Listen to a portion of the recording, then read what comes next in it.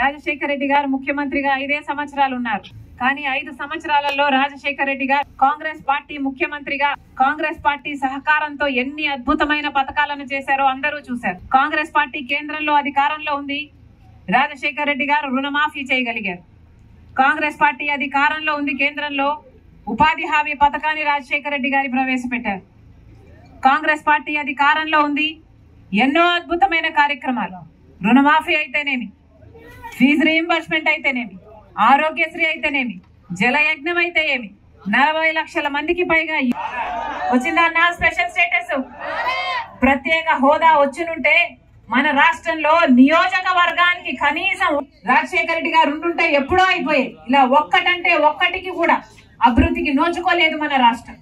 ఇవన్నీ ఒక ఎత్తు అయితే ఈరోజు రెడ్డి గారు మళ్ళీ ఎంపీ టికెట్ ఇచ్చారు. ఇది ఎంత మటుకు సబబు అని అడుగుతున్నా. దోషులు వాళ్ళు అని సిబిఐ చెప్తుంది, సాక్ష్యాలు చెప్తున్నాయి, ఆధారాలున్నాయి, వాగ్మూనాలున్నాయి. బిడ్డను నేను ఈ అన్యాయాన్ని అడ్డుకోవడానికే ఈ రోజు రాజశేఖర రెడ్డి బిడ్డ కడప ఎంపీగా పోటీ చేస్తుంది కాంగ్రెస్ పార్టీ తరఫున. మళ్ళీ హంతకులు గెలవకూడదని, మళ్ళీ హంతకులకు చట్ట సభలకు వెళ్ళకూడదని రాజశేఖర రెడ్డి బిడ్డ ఈ నిర్ణయం తీసుకుంది. ఒకవైపు నేను రాజశేఖర రెడ్డి బిడ్డనున్నాను, ఇంకోవైపు రాజశేఖర రెడ్డి తమ్ముడు వివేకానంద రెడ్డిని హత్య చేసిన అవినాష్ రెడ్డి ఉన్నారు. ఎవరిని ఎంచుకుంటారో నిర్ణయం మీ చేతుల్లోనే ఉంది. ఒకవైపు న్యాయం కోసం నిలబడ్డ నేనున్నాను, ఇంకోవైపు అధికారాన్ని వాడుకుంటున్న అవినాష్ రెడ్డి ఉన్నాడు. ఒకవైపు ధర్మం కోసం నిలబడ్డ నేనున్నాను, ఇంకోవైపు డబ్బుతో అధికారం పొందాలనుకుంటున్న అవినాష్ రెడ్డి ఉన్నాడు. ఎవరిని గెలిపిస్తారో నిర్ణేతలు మీరే. ఒక్కసారి ఆలోచన చేయండి. న్యాయం అన్నది గెలవాలి అంటే ప్రజలు దాని పక్షాన్ని నిలబడాలి.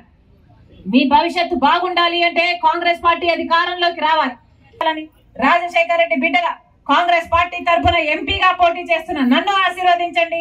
అలాగే బద్వేల్ నియోజకవర్గం జ్యోతమ్మ